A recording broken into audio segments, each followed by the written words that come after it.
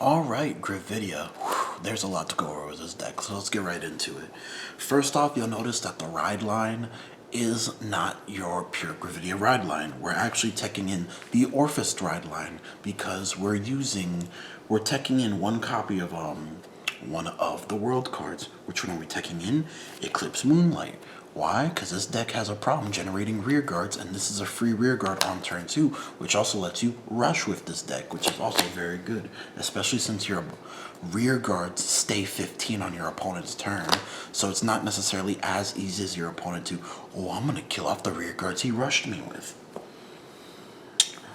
But in all seriousness, I'm not going to take any credit for this because it wasn't my idea. I saw a Japanese list for a Gravidia deck that topped for set 4.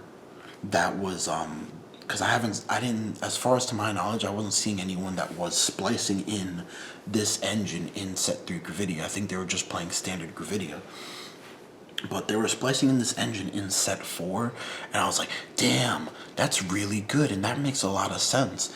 Because I was already thinking of, well, because of Gravidia Wells's, the grade 1 for Gravidia, it checks top 7 and you add any amount of meteors to your hand from your deck when you ride it. But the problem with that I see is you're taking meteors out of your deck, which the only way you want to take meteors out of your deck is by riding Gravidia herself, because it's a pot of greed skill. You take out 2 meteors, you draw 2 cards. So that was like, oh, that's kind of like a confliction there. So I was like, oh, what if we just splice in this engine real quick that gets us a body on turn 2? And I was like, oh, that's nice, that's nice. Do we still play Behringer?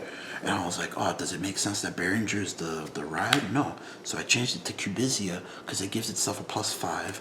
It's a 15k beat. It's a 15k swing for your grade 2 Vanguard. You have a 25 to 30k lane, and then you have a 10 to 15k lane, which is just a perfect early to turn 2 aggro for the deck. So anyways, that's the ride line, but because it's not a standard ride line, it's a very important part of the deck that I had to go over real quick. So so main deck, of course, we're playing one Eclipse Moonlight because we're gonna search it with our ride line. So playing, where can we put this? Let's put this right here. There's really not much main deck when it comes to Gravidia because of the meteor cards, but you're playing 3 Gravidia, you want to max out. It's a pot of greed every time you ride it. Technically you draw 3 off of it because of Persona, but the Persona ride really isn't a plus cycle because you're riding a grade 3 and then you're getting the card back. But you draw 3 like after the first ride, every other ride you draw 3 cards, which is like super nuts. That's why this deck has the most potential, because its ability to just procure cards in hand, procure advantage, and to just pop your opponent's board mercilessly. Alright, enough of that. On to the grade 2s. We're still playing 4 copies of Behringer.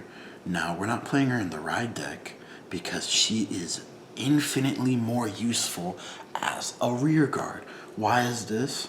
Because you're still playing a good chunk of meteors in the deck, it's feasible that on your turn 1, you're going to open up with at least 1 meteor. Alright, so turn 1, you play a meteor. Turn 2, you play Eclipsed. Alright, and then turn 3, you Behringer. Because you have a meteor, you Soul Blast 3, and you get to draw a card. It's just a really good combo that I found, and it's going to get a +5. And depending on what you Soul Charge, depending on what you discard, you could get 5 orders in total in your drop and in your order zone, because you already have 2 because of the meteor, which means you only need 3 more into the drop zone. It comes with 20k attacker on turn 2. We've boosted by this, that's 35, but you're gonna put the other guy right there, so it's either 25 or 30, which is still like insane on turn 2, because they need more than a 15 to block that. And then you're playing, oh, I love this card's name. At first I hated it. I hated the English translation, but Gravidia Stana. Oh, I love, that's all that I think about when I, Gravidia Stana. Now this is just like Behringer, where it's gonna keep the +5 on your opponent's turn, which means it's like, depending on where your orders are in your order zone and in your drop zone, you could literally rush your opponent and they really can't counter you because they're 15s on both turns. So also it gets a +5 shield, so it's a 10k shield, which is like really good. But these are your main attackers. You really want to max out copies of these guys. For Behringer's ability, I really don't use Behringer more than twice, once on turn 2, and then like maybe like one other time, but I really don't use it more than twice. And the times that I do use it multiple times, it's not for the draw, it's for the extra +5. And then for our last card, until like, you know, the buttload of meteors that we play, I'm playing 2 Gravidia Wells. Now, one thing I gotta note is I think it's hilarious that we're playing the ride line in the main deck, but we're not playing the ride line in the ride deck. That's just something I had to say real quick. But the reason that I'm teching in Gravidia Wells as my 2-of versus anything else you could really play, like this 2-of slot, it could really be anything you want it to be. But me, I want it to be Gravidia Wells for those times that I'm drawing a lot of meteors, and if I haven't played a meteor for turn, I do Wells, put 2 meteors in by its ability, give itself +2k, so it's a 10k attack or a booster, and then play another meteor. That's 3 meteors in one turn. Which, with 3 meteors, it procs her crit ability. But it's more of like, if I'm running behind on the amount of meteors that I need and they're all stuck in my hand, it's a way to vomit them into my order zone. So that's why I'm teching the 2 Wells. There's really nothing else that I can think of which would be better in this slot. I mean, if you do think of something better, you know, let me know in the comments down below and reasons why. But onto the onto the meteor cards. Let's see here. I am playing 1, 2, 3, 4. Let's see here. I'm playing 12 meteors. A buddy of mine, shout outs to Yamil, he's actually playing 14 meteors, and I was thinking of actually cutting it down less for more Wells, but Wells is like, you're using Wells in like a French scenario, so technically you take out 2 meteors and play like 4 of whatever other cards you want. But I feel like Wells at 2 is just fine. I don't think you need more than 8 attackers necessarily, just because you're drawing 2 to 3 cards every turn on starting turn 3. But yeah, I think 12 is a safe number because it lets you do the 1 pop multiple times. It lets you do the 3 pop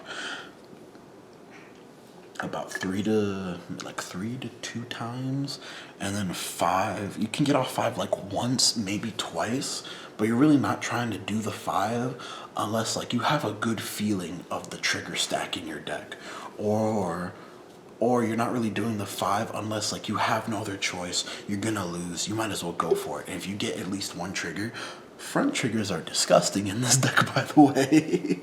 If you get, it's like literally, you activating it twice can literally be the difference between you winning the game or not. Because if you activate the 5, this basically says you have to PG my Vanguard, buddy. Or like drop like 3 to 4 cards to guard my Vanguard, because 1 trigger check gives me 20k power.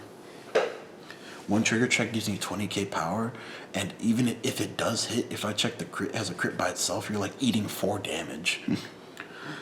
And then on to the rest of the deck. You know, you got your, can put them down right there. You got your, oh, I hate that glare. You got your 4 heals, your 1 Brant Gate over trigger. It's just so nice in this deck. Oh, I hate that glare so much. Can I fix it? Kind of. But you know, the fact that you can Like, if you're lucky enough that you sack the 5 and you check this, there's no reason you should lose. The fact that you could proc the over trigger twice is just crazy. But and then for the fronts, like I said, fronts are crazy in this deck, and the reason I'm maxing them out is because you see we're running 16 cards without any shield value in this deck. It makes sense to me to max out on cards that give me extra shield. I don't know, I'm crazy like that. But that's why I'm maxing out the fronts. Like, it's really not terrible at all, because in situations where they do have the 2 to pass you, you can sometimes just break it on accident if you check a front trigger on your first check. And then, where can I put this where it'll make sense? No. 4 heals. And then 7 crit. Technically 8 crit with this guy, because once you check it, like, it gives your whole front row an extra crit basically. But it's literally, I'm taking this out the way. This is bothering me so much. It literally has the most potential out of all the decks. Out of all 3 of the decks that were introduced in set 3, like, in my opinion at least, Greedon. Oh, I love Greedon. Greedon is like bottom tier 2, basically touching tier 3. Oh, I love Flagberg too. Flagberg is such a fun deck. I love the combo. I love what it does. But it's tier 3 because it requires 4 to 3 cards a turn to pop off. To whereas literally in Gravidia you get the cards that you need to pop off by yourself, your meteors. You have many ways of getting extra meteors into your meteor zone, and that's pretty much all you need. Like, you don't need anything else. You don't even technically need rears, because every time you attack, you're attacking at least 28, Persona Ride 38. You're demanding a PG because it either has a crit or that 4 damage. But yeah, this is honestly a very solid deck. Like, out of the 3, this one is, like, actually, in my opinion, super tier 2 playable, just because it has massive retire, it has draw power, and the fact that it can beef up the front row, like, out of nowhere. Like, there are turns where it does have, weak turns, like, it only has, like, 15k rears, but, you draw so much, like, there's almost no way you don't see the Persona Ride unless you damage your Soul Charge. But yeah, that's pretty much all I have to say on the deck. Remember to like, comment, subscribe down below. Let me know which other decks you want to see in the next videos, what, like, match videos you want to see, and then I'll try and get those done. Right now I'm just kind of like playing what I find interesting, since I do have access to every deck. Playing what I find interesting and then just trying to quote unquote fix it and make it the best version that I can make it in my eyes, or at least in my hands. But yeah, later guys.